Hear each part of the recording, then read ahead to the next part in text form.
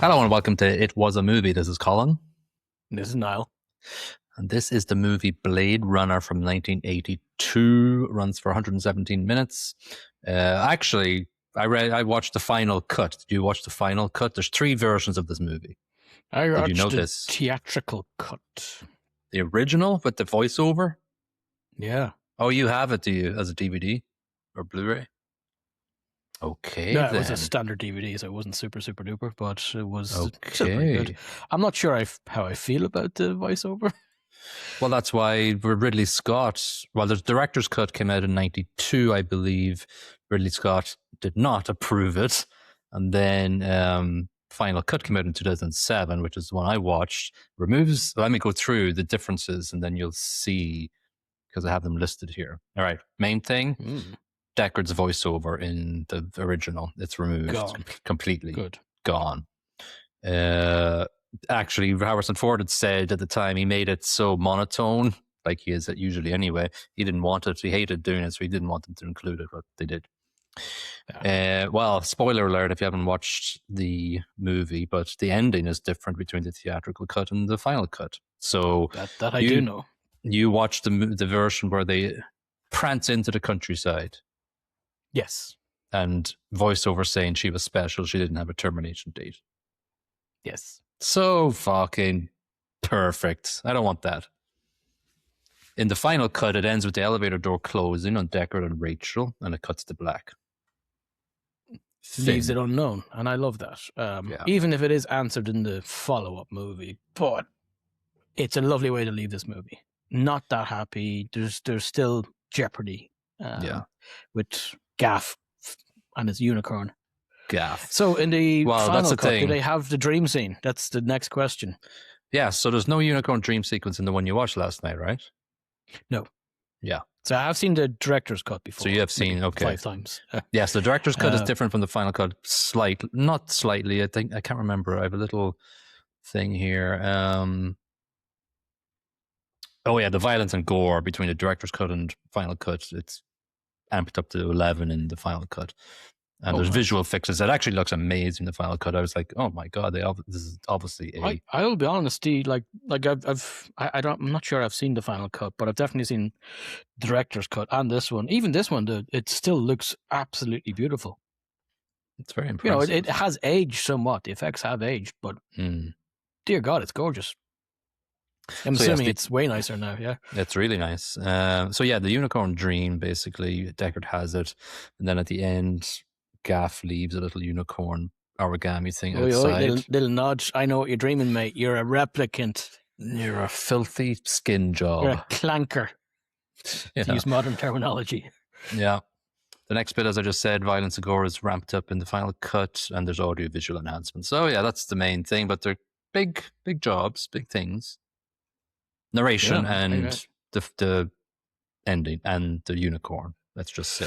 Well, getting rid of narration, absolutely. I'm all on for that. Because actually, no, I think this is the first time I watched it with the narration. So I used to have a DVD with the director's cut on it. I never had that because it's bloody annoying.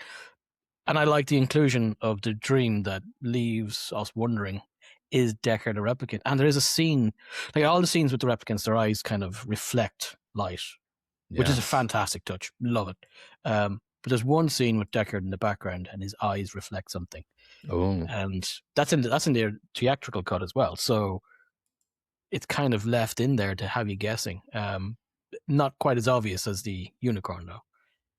No. Yeah, I was wondering, I was kind of watching this movie again just with fresh eyes and bad memory, so I didn't remember anything. And I was wondering, what the hell is this unicorn dream about? When it popped up, and then when he picks it up at the end, there's something going on here. It's not there for no good reason. Yeah. Directed by Ridley Scott, obviously. There's so much trivia about this movie. I didn't read it all, but there's obviously he came over. This was it was his first American movie, and he just everybody hated him, and he did dislike the whole process. But at the end of the day, they made a good movie. Great movie. Something good, too. Yeah. And they had many iterations. Philip K. Dick, the original author of Do Androids Dream of Electric Sheep, hated the original one, but he gave the green light for this one. But he died. I think he only saw the first 20 minutes of this movie. And he keeled over in the middle of the movie. He was like, he went, time to die. He should have stuck a nail in his hand. Yeah. Idiot. Twat. Let's go through I the didn't know that. cast. Oh my We've God. got Harrison Ford as Rick Deckard, Rutger Hauer, Roy Batty, and Nexus 6, whatever. Sean Young as Rachel, Edward James Olmos, our star, Battlestar Galactica. So say we all, I say we all, suppose. yeah. Daryl Hannah as Pris. Yeah, and it's at the time it wasn't that successful because it came out at the same time as one of our previous episodes, The Thing, and E.T. Wow. So it suffered at the box office, but now it's that's a cult lot classic. to compete with. In fairness, that is, they're big hitters. Like E.T. was huge. The Thing, I didn't think The Thing was massive. It's massive to me, but yes. No, maybe, I don't know. It obviously took away from it, but E.T. was it was astronomically large. Yeah, in success wise, anyway. E.T. was the first movie I think I went to because I was 3 or 4 years old and I ran out crying. Not I had this a fear. movie. No, and I had a fear. No, but E.T. was as terrifying to me as this one could have been. Yeah. I hated him, and I had a fear of E.T. all through my childhood. You could never phone home. Yes. So I think every time you picked up the phone. Yeah. The box office for this was 41.8 million, so it raked it in, but I'm guessing with DVDs and everything, it's pulled in a lot more. They considered a flop, if I remember correctly, but it went on to make all the money in the world through its cult status and people buying DVDs and VHS and all that jazz. So it's been a steady earner, I'd imagine. And people spending probably hundreds of dollars on the Deckard glasses for their whiskey. Yes. There's a style here, isn't there? Oh yeah. Like it's hard to ignore the film noir sort of the trope about the detective. You know, he's washed out. He's done with. I'm done with you, Chief. I'm off. Yeah, too old for this shit. Yeah. It's a lovely juxtaposition of genres. Fantastic idea. I think we'll have to talk about the music by Vangelis here. Amazing. Yeah, and to be honest, there isn't that much to it. It's slow, it's lumbering, it's big, bellowy bass synths. But dear God, it fills you with something, doesn't it? It fills the room. It fills whatever medium you're in at the time. It really drags you into the scene. Yeah, I think he did an amazing creative choice with choosing that style of music that brings you into that world. It's weird, it's innovative, it's unique, synth heavy. Just when you look at the scenery at the start of all the Hades fire coming up and just doing the slow scroll over towards the offices of Tyrrell. The music's just amazing. Is it music? It's just incidental stabs of notes and chords. Yeah, it's a strange one. I'm not sure you call it music, but the background noise, because it is in every scene, and there's different music, if we're going to call it that, in every scene. Even Deckard's room has its got its own set of music, and it's all kind of thematic, but it's all quite different, and it all kind of makes you feel slightly different as well. I think it's beautifully constructed. For sure. And it fits the narrative perfectly. It's just a masterpiece. Yeah, so the film's set 7 years ago, 2019. I remember when the art was like this. Yeah, I think the world now is worse than it is in that world. Unless you're a replicant. True. So yeah, that's the general consensus. Basically, replicants were built to do slave labor, and they Nexus 6 glitched a bit, and then there's anytime they appear, you have to kill them because you can't trust them anymore. Yeah, because they're thinking for themselves, the feckers.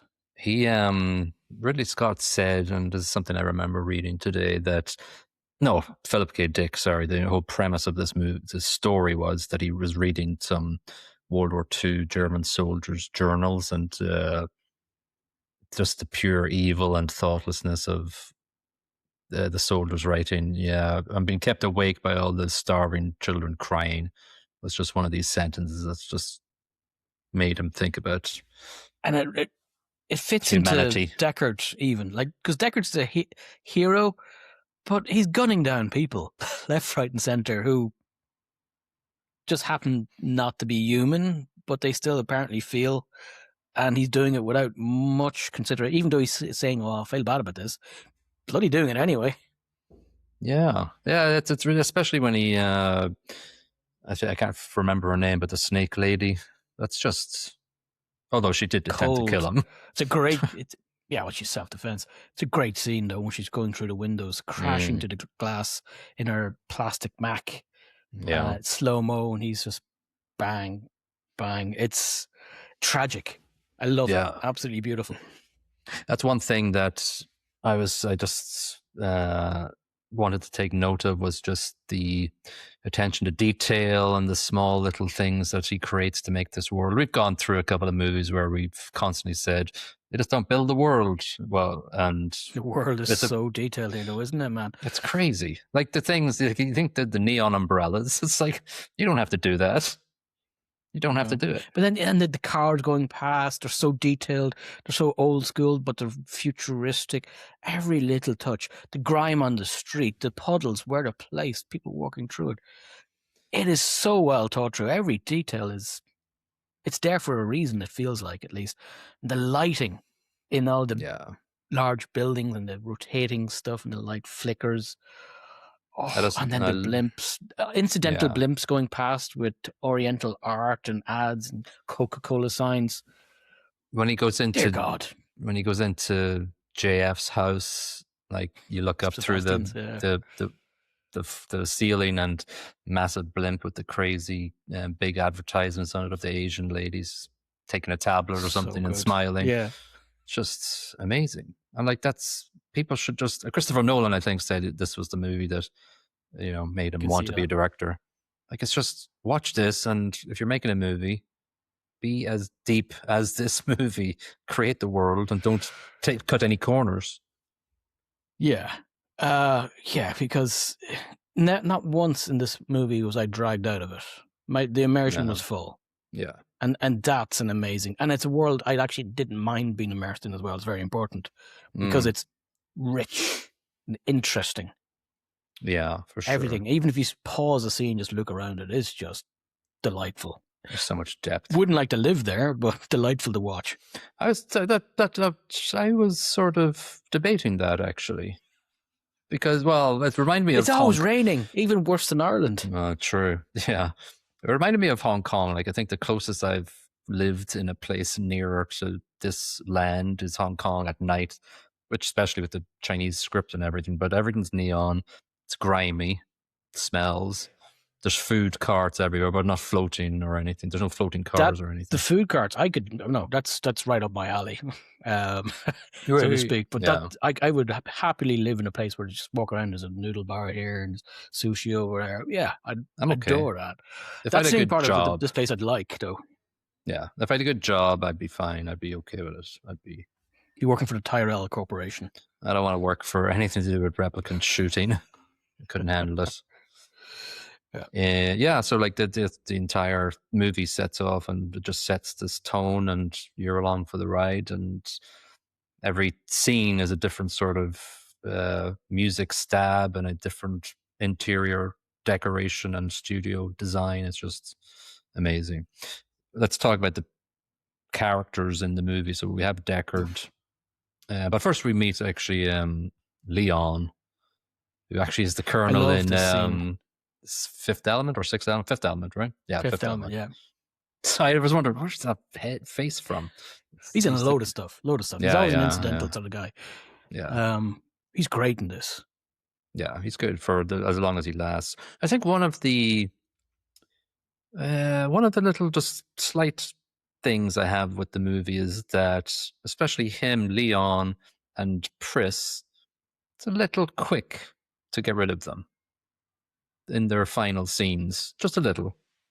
Because Pris has a great arc. She's in the movie quite a bit. Leon starts the movie off and then comes back and he gets three-quarters way through. He's toasted, yeah. Yeah, and he meets him in the street and there's a little dialogue. That's it. Time to die. Yeah. So, wake up, time to die. Yeah. So I'm just they're two like Leon. But it'd be nice to have developed him a bit more. I love Chris that is Leon developed. Yeah, she's fully developed. I like that Leon, though, he's not the most articulate, he's not the smartest of replicants. I like that about his character, and I love the start with him, though. He's on edge because of the questions being asked him. Yeah, and he's not getting it. And I love his insecurity around it. Now, yeah, Dean goes and kills everybody, but that's something else. But I think he's wonderfully played. Again, yeah, a bit more of him would have been nice. But that being said, I wouldn't like to cut into any of Rutger Hauer's batty at all, because I don't think Rutger Hauer is a great actor, or was a great actor. He was decent. And this, he is sublime. Yeah. And every scene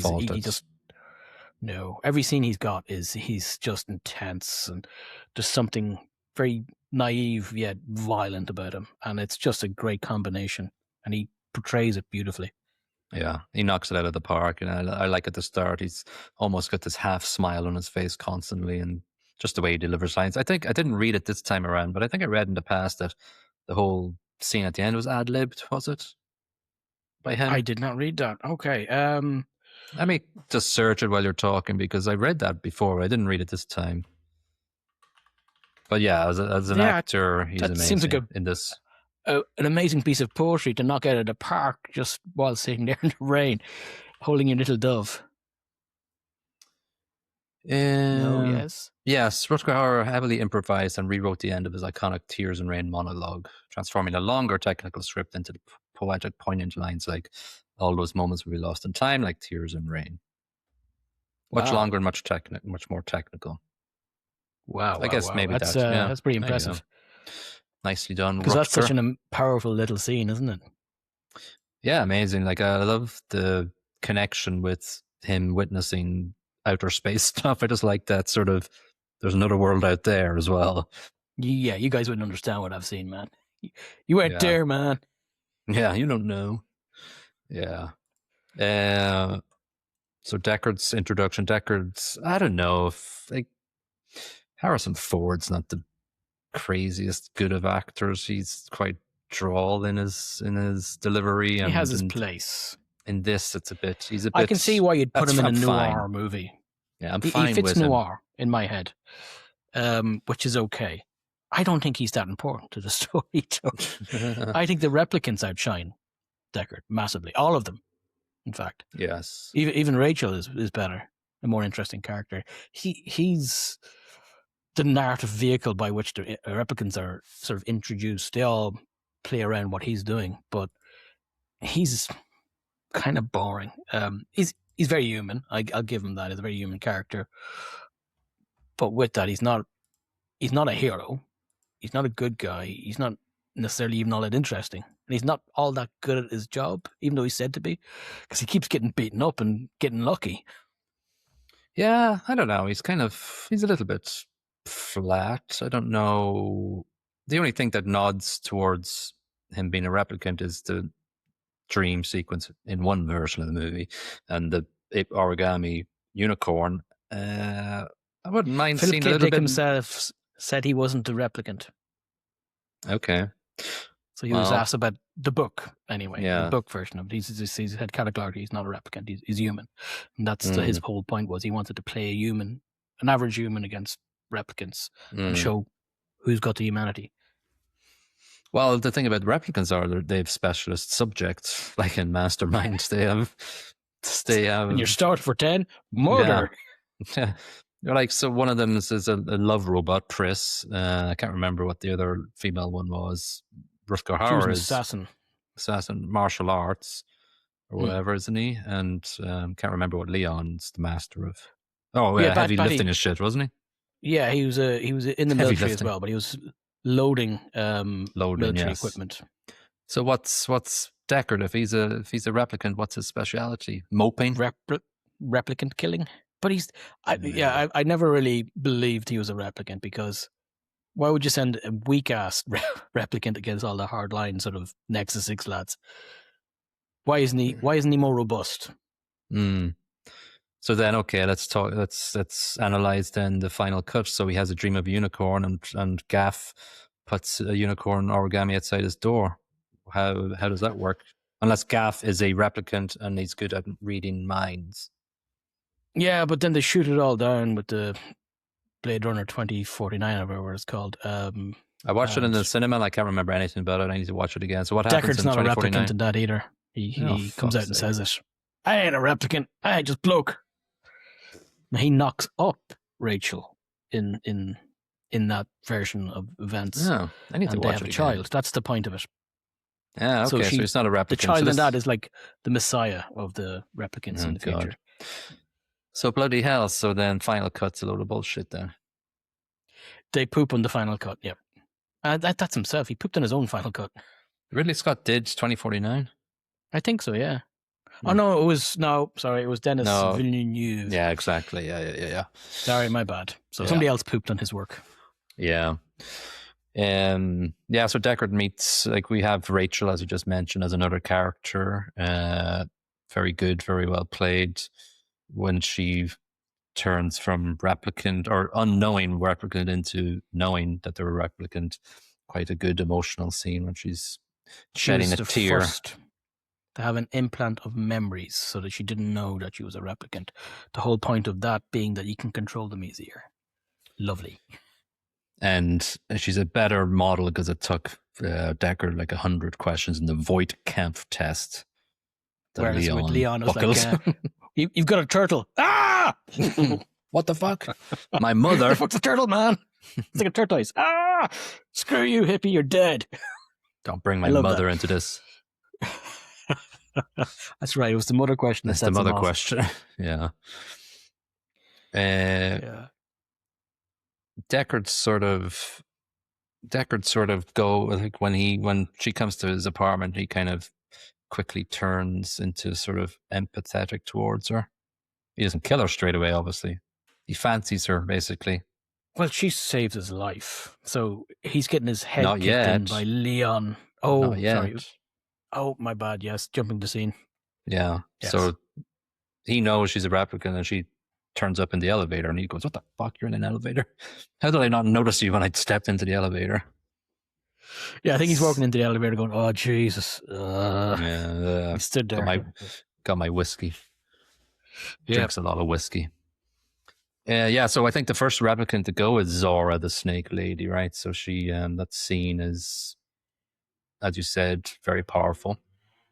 She's supposed to be an exotic dancer. We don't see any of it, but she's in...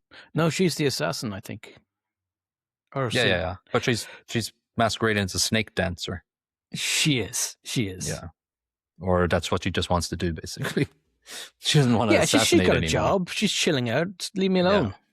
Yeah. Well, what's wrong with that? What? Leave her alone. Let her dance with a snake. She hasn't got that long left anyway. None of them do. Well, that's it. That's the thing. They've got 4 years. Why not just keep an eye on them, geotag them, and away you go. I can understand going looking for Batty because he's a scary dude. He started it all. Yeah. Yeah, he started the revolution or whatever it was. Yeah. They stole the shuttle and legged it. But unfortunately as well, these replicants also killed a lot of people escaping that planet, so that you have to... Oh, yeah, like 27 on the planet and 40-something. So they've killed a lot of people. So I can understand chasing them down, I suppose, but... Yeah. I don't see anything wrong with dancing with a snake, though. No, of course, the snake's a replicant too. He doesn't shoot the snake. Just saying. No, just let them be. So like that scene where he chases her down on Gunzer is crazy and violent, and well, I don't know what the original movie's like, but he certainly puts 2 bullets into her and she's just chest explodey type thing. Yeah, they chose her on her front, and there's big holes in her back. But there isn't gushing blood or anything like that. Does it show her the impact? It does, but it's not very graphic.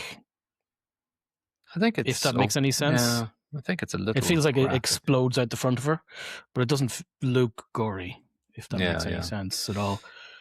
It's no JFK footage. No. Pink mist. No. So I think we then go into this chunk of the movie where I think I don't fucking know. Yeah, I think it's this time Stuff where happens. I think it's this time. He's tracking him down now after this. He gets the snake's scale, and he's doing a bit of detective work. He finds the snake scale before. No, he finds the snake scale before, so he then. Sorry, yes. Oh no! It leads him to the snake maker or whatever. Yeah. Blah, blah, blah. Yeah. He does go to Tyrrell, right? And or does he? Can't remember. I only watched this last night. He was at Tyrrell at the start of the movie. Yeah. He doesn't go back. Tyrrell makes him do the test, whatever the hell that's called again. I wrote it down somewhere, and I've since forgot where I wrote it down. Void camp, yes. So he does the void camp test, and I think actually, Rachel, blah blah blah. Yeah. So after the Zora death, Zora assassination, I think that's when Leon catches up with him on the street, and Rachel saves him. Directly after, actually, yeah. Yeah, so there you go. So then Rachel puts one in Leon's head, and good shot. Head on back to the. This is a problematic scene for me back in his apartment. Don't like it. Yes, and you'd call it a different name these days. What he does to her, it's the nicest thing I can say is extremely misogynistic. That's not what it is, though. No. And I'm wondering, and I actually believe it's intentionally problematic, because again, we are to question the type of man that Deckard is. Yeah. He's not great. And again, he's the human in this scenario.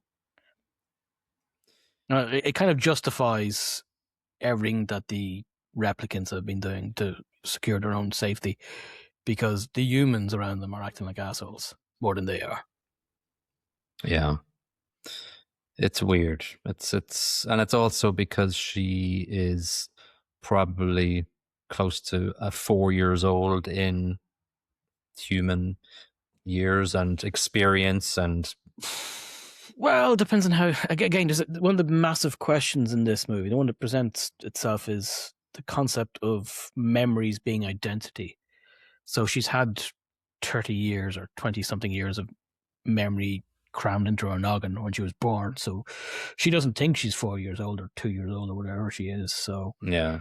Again, with the question of identity and what it means to be what you are, is she a 2-year-old or is she a 27-year-old or whatever?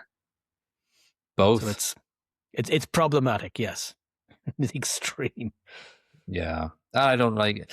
Yeah, it doesn't really make me. I like Deckard's not really likable, to be honest, but after this scene, not at all. No. And he's not a nice lad. He's not even an anti-hero, in my opinion. No, he's just a tool to keep the story going along. It could be anybody. Yeah. So we get introduced to Pris, and she comes along and goes into. I love J.F. Sebastian. Yeah, I love Sebastian's house. I love those models, those puppets. I love the way when Roy comes into to Sebastian's house with Pris there. I love the way that his puppet is just looking at him. It's a real face, but he looks so scared and concerned. That's just amazing. It's that scene that makes me have issues with Sebastian, though, because he has these genetically engineered toys with brains that obviously can think, because if you can feel terror, then you have some sort of concept of self-preservation. So these things are running around his house 24/7, and he's genetically engineered them just to bump into walls and crap. Well, so it kind of shows that Sebastian's not even as innocent as we might think. No, but he's probably not the best at what he does either. He doesn't know everything. Like, that's when Roy is like going, oh, and he's like, I wasn't. He's only 24 or 25 years old, though. And he's got Munchausen syndrome. I think certainly that's called does. Munchausen. Yeah, but he looks like he's 60. I think he was 34 real years, the actor. Oh, wow. Yeah, William Sanderson is his name. I thought he's really good. Very good in it. He's quite, while I give out about him just there, he's quite likable. He's quite naive and innocent. and plays it the innocently. things, Yeah. the fear he shows, and then trying to placate an obvious psychopath, and he knows he's a psychopath. He doesn't want to have any sort of conflict with him. But even beyond that, even with Pris outside his apartment, when she accidentally bumps into him, there's something nice about him. There's something naive about him, and you don't want bad crap to happen to him. But even the first time watching this, it's not going to end well for El Sebastian.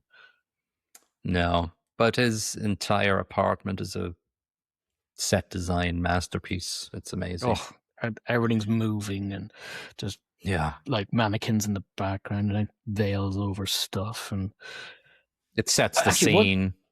One thing I haven't mentioned, or neither of them mentioned it, but every scene, every interior location, there's like smoke and dust in the air. Absolutely every scene, regardless of where it is, and there's light billowing or flowing through the dust. It's just gorgeous, and then massively so in Sebastian's house. Yes, he doesn't. It just looks like a dusty himself. old house. Yeah, and when the light coming in the window in every scene as well, especially in this place, is just gorgeous.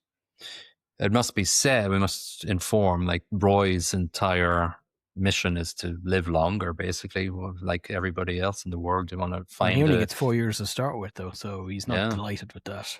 No, he wants to see more. He wants to see more battleships on fire on the shoulder. The rings of Orion or shoulder of Orion.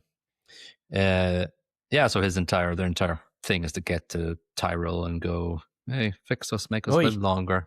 Oi, mate. So they get what's his name to take him, Sebastian. Seb, to do so with the use of chess.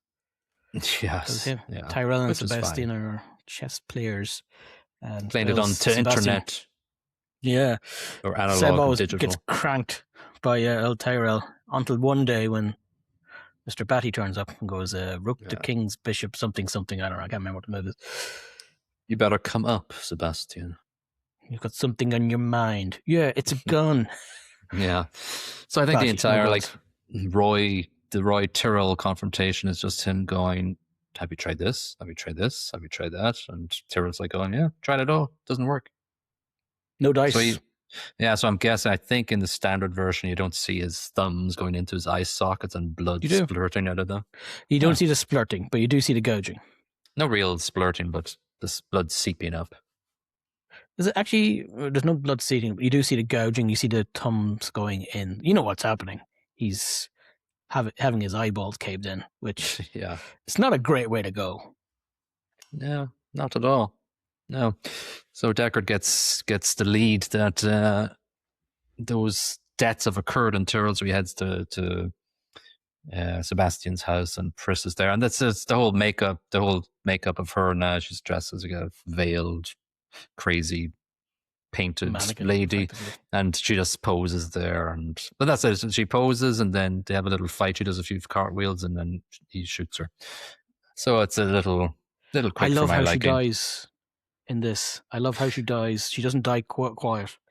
That's another thing. Okay, go ahead. Sorry, I'm cutting across. So in the version I saw, he shoots her in the stomach as she's cartwheeling towards. Yes. And she goes sprawling across the floor, lies for a second, and then just goes absolutely apeshit. Yeah. Beautiful. Absolutely wonderful. I thought that was the difference between yours and my version. I thought it didn't happen in this theatrical version. And then does he double tap in yes. yours as well? Yeah, so she doesn't stop until he puts in her. And these bullets are nuts because it just blows holes and everything. Yeah. So, she dies then, which, thank God. That was a mercy killing at that point. Well, it was annoying to him, I think. It's just too loud and shut up. Trying to think. Shut the fuck.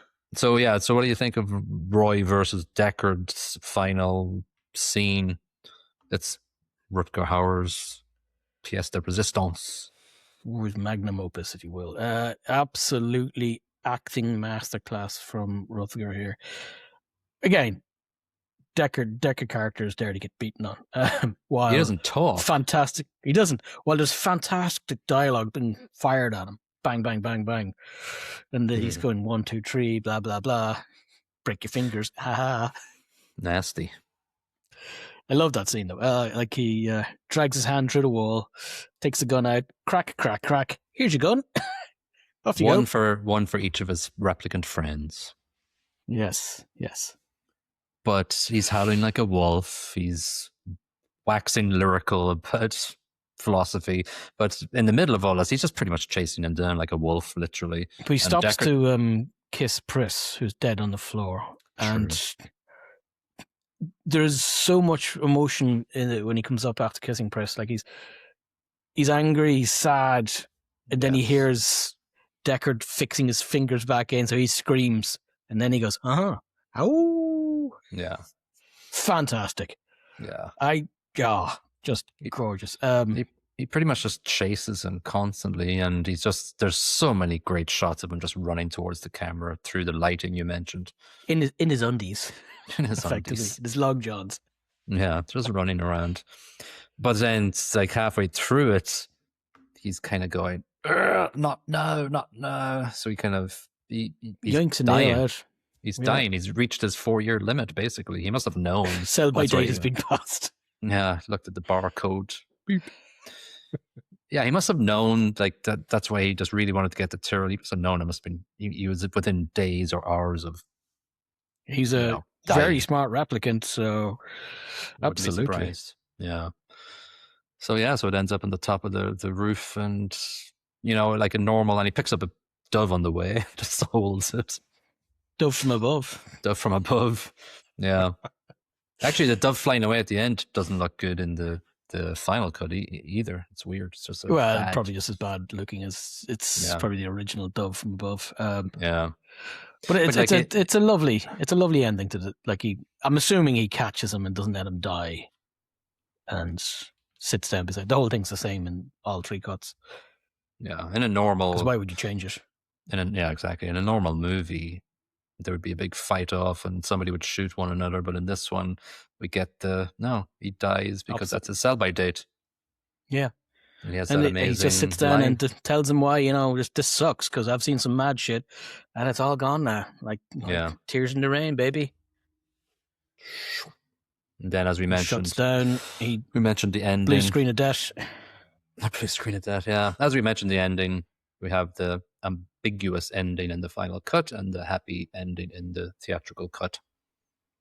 But Gaff says something about it. Gaff says something when he's leaving the crime scene about it's a pity she has to go or something like that, doesn't he? When he's pity she hasn't got long or something like that. Yeah. But she won't. That's what he says. A pity she's not going to live long, and then but then who does? Was the next line. So what an asshole! All nodding towards something. Yeah, he wasn't speaking English all bloody movie, and then he suddenly comes out with this line. He was speaking like Chinese and German, and he never spoke English once, right? I love that though. I love the what's it, street talk or something they called it. I love just cramming a bunch of languages together to make some stewardess. I speak jive. I think it's basically sci-fi Esperanto. Yeah, which I'm okay with. I love it. Again, and it adds to the world building massively. This was after Alien, right? No, was it? No, Alien was 70 something, wasn't it? 79 or something. He made that in the UK, I'm guessing, because this was his first American. Yeah, it's got to be 79. Pinewood Studios or something like that, maybe for something. Alien. Yeah. As we said, we mentioned it already. The world building is amazing, and that's why it's an amazing movie. Yeah, you're in it for the nearly 2 hours, and it's not even just that though. There's very existential questions being asked the whole way through this movie. It's not a simple sci-fi. Yeah, exactly. What makes you human? Is it your experiences? Is it your emotions? Is it the fact you were born? Do you have a soul? Who knows? What's the boundary between a human and a replicant? As far as I could tell, there was sod all difference between a replicant and a human. Well, we didn't see. Well, obviously they were violent to get off the planet, but I like Roy. Trying to escape, though. So that possibly justified in killing the getaway. And, we kind of have that last line, all those moments will be lost in time, like tears and rain. And it sort of like switches him from being the antagonist to somebody we feel empathy for, even though he has killed poor Sebastian and Tyrrell and all the people on the other planet. But we can't help but... He's about to check out, though. So he's like, yeah. He's desperate, angry, and he's had very little education in how to deal with emotion because he's not supposed to have emotion. As you said earlier, he's a 4-year-old That's the whole in a point. superhuman body. That's the whole point of the Void Camp thing, is to challenge their emotions and how to deal with it, and that's how you get them. Yeah. And so yeah, he was. Feckers. I think at the end, maybe that's it. Like, he was going nuts with howling like a wolf and just blah blah blah blah. And he was sort of. He knew he was near the end. That's why he crucified himself with the nail through the It's a, hand. Rage at the coming of the night type thing. Yeah. Not going quietly. Don't blame him. I'm predicting some high scores from me and you, but I don't know yet. You'd be what probably I'm doing. right. I never think of Blade Runner as I never think of Blade Runner as one of my top 10 or top 20 even. But when I have it now in my radar, I can. But it's a bleak movie in a sense, and I don't really want to watch it on a regular basis. But I really, really appreciate it for what it is. Yeah, I'll admit I've watched this this is probably the 6th time watching it. It is one of my favorite movies. I don't know if it's top 10, but it's knocking on the door. Mm-hmm. Yeah, I'm just writing down here just the different categories, and I don't see where I'll be going anywhere low on them. So we just wrapped up the sort of the meaning, the sort of hitting, like we have the above ground plot, and then we were just talking about the underground plot. So slip them together. What are you giving it? Oh, this is a deep movie. Like, yeah, before this movie, like one of the talking points about this movie that we didn't really address is this and Alien probably made, and more so this actually made sci-fi mainstream and got people thinking about sci-fi seriously as a serious, medium. And the subject matter in this and the complexity of the plot, the layers of it. I'm going 4.75. I adore the plot in this. It is brilliant. Yeah, I had a number 4.5 in my brain, and I'm going to stick with that. Just, I don't know why. I don't have any reason behind it. It's just a number that came to me. Maybe it was implanted there by a false memory. Before you were born, you're only 2 years old. Yeah. All those fucking memories gone like tears and rain. Jesus. That's grim. It is grim.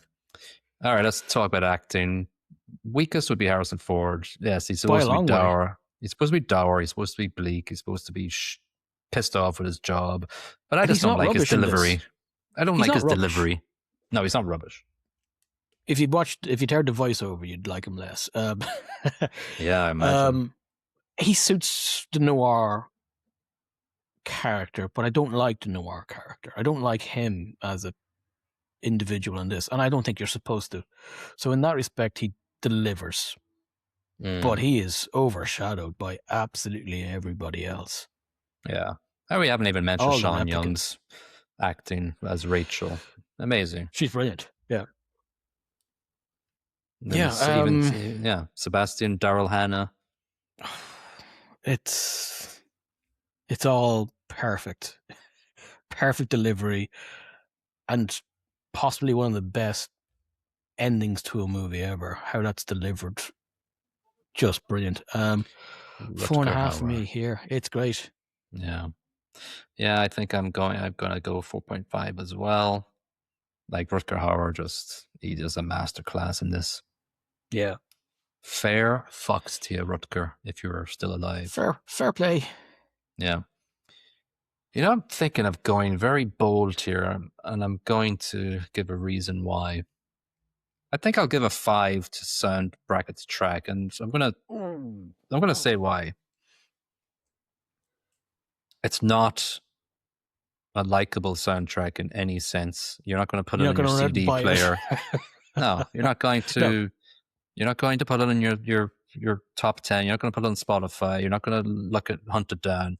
But Not a when you think Tarantino of soundtrack. No. when you think of Blade Runner, you cannot think of a scene without hearing the synths and everything else that this soundtrack exists Layered. of. Yeah. And as you said earlier, it's in every scene, no matter how low or how high it is. And every time a scene cuts, there's a ding, something like that. Punches you in the face. Yeah. Punches you in the face. And I can't think of another movie where it sets such a scene, it sets the air, it sets the atmosphere. It is the movie. If you listen to it without the visuals, you know it straight away. They do the exact same thing in the follow-on.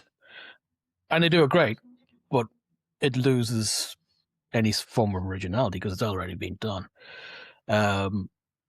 It is amazing. I'm not going to give it 5. I'm going to go 4.5 again. It's fantastic. But he did, it makes sense because he did the Chariots of Fire soundtrack, so it's just the same synth. Just mix it up a bit. He elongated it. Yeah. Yes, I hopefully have given the reason why I have given a 5 there. I don't think I've given a 5. Maybe I have for something, but not for music, not for soundtrack. And obviously it's not just the music either. There's the diegetic sounds as well. Like there's crazy atmospheric sounds too. Sure, tying in with that is the direction. It's like, what the fuck? Jesus Christ! I could give it this 5 too. I don't know. This could be a 5 for me. I'm trying to find a reason not to give it. I'll give it 4.75, and I'll tell you why I won't give it 5. It's knocking on the door, but because I'm going to be an asshole, because the version I watched, the theatrical version, had the voiceover. That doesn't give me a lot of lateral movement. You didn't watch the theatrical version, did you? No. Sorry. Trying to think, because Blade Runner, it doesn't come up in my brain for one of my favorite movies. But it could be in my top 10 because I always struggle to fill my top 10 in anyway. So, okay, practical effects, amazing. World building, amazing. Film noir, cyberpunk, blah, blah, blah, amazing. Aesthetics, rain, smoke, neon, dirt, grime. It's alive. You think of, we complained about Running Man, it's fucking garbage, which is setting the scene. RoboCop, RoboCop, beautiful. Good, but when you compare it to this, pales in comparison. It's nowhere near as deep. Like taking all the acting, all the noise out of it, and you just have the scenery in the background. That by itself, the world in the scenes, is so well developed. It's insane. Brilliant. Also, so like it's a lot of, you hear Arabic, there's a mixture of weird, like I know some Japanese characters from living there, and there's a mixture between that and some other stuff that doesn't make any sense. And there's Malaysian stuff in it, there's Indonesian stuff. Go for it. And I don't even think it's, you haven't even mentioned the cinematography here. Exactly. Like the choice of the contrast in some of those shots, the light coming through and walking through the hallways into Sebastian's house, and you can't see much, but you can see the light reflecting off the water and the water trickling down into it and the noise from that. It's just, you can taste it. Yeah. Just by that alone, it's... And also the fact that they mechanically did something with the lighting to make those eye shadows appear. I know. And it's such a subtle touch. It's the little things. It's the neon fucking umbrellas. I can't get over it. Why? Why do you go that far into the deep storytelling? It's because you need to make it authentic, and you need somebody and the world to be engrossed by it. I'm stalling on giving it a 5 because I never really thought that Blade Runner would be... You're talking yourself into it, aren't you? Well, I don't see anything wrong with it, with the direction. Like, if you read the trivia, it was a shit show of a direction, but the fact that he came out with this, I don't see anything. It shows you how capable of a director he is to have an absolute disaster behind the camera. Yeah. And then fighting. this is what's produced. Like, my favorite movie is boring, The Shawshank Redemption. I would give everything 5 in it. We've watched some. I love The Shawshank. I think there are technical things done in this that are way better. Oh, of course. But I love The Shawshank. There's just different. Yeah, you'd be rating it on different standards, though, in certain aspects. Yeah. But I'm just trying to think of Inception and Big Lebowski and other big movies we've reviewed, and this would be my highest rating, and maybe that's for a good reason. Fuck it, I'll give it 5. I can't. Doesn't think necessarily of it. mean it's your favorite movie, though. True, the sum of all parts is not equal to the whatever. The thingy. The whole. There's actually not a lot of reviews on Metacritic. It's only 15. Go away. The Christian Science Monitor is the lowest rating. It gave a 38. I think this was after the director's cut because it's from 92. As before, the movie is more impressive for its finely detailed vision of Los Angeles as a futuristic slum than for its story, acting, or message. It's all downhill after the first few dazzling minutes. Poop. Yeah, it's a big steaming pile of poop. Yeah. I think Roger Ebert did review it. Oh, yeah, he did. He gave it 75. It looks fabulous. It uses special effects to create a new world of its own, but it's thin in its human story. He didn't really dig it. But Jonathan Rosenbaum gave it 100 in the Chicago Reader. The grafting of 40s hard-boiled detective story with SF thriller creates some dysfunctional overlaps, and the movie loses some force whenever violence takes over, yet this remains a truly extraordinary, densely imagined version of both the future and the present with a look and taste all its own. You mentioned taste earlier. It does feel like something you could taste, though. You can almost smell the air and taste the dirt, you know? I love that.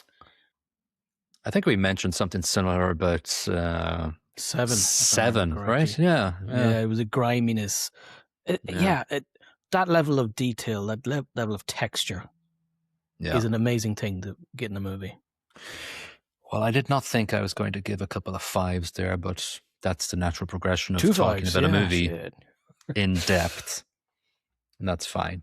I'm okay with that. It's your top-rated movie now, then. Should be, possibly. Yeah. That's fine. It's the magic of cinema. This is definitely a magical movie. Yes. All right, so let's terminate this replicant of a podcast episode. And it's called Retiring. Oh, yes, Retiring. The replicants. Let's retire this show, this episode.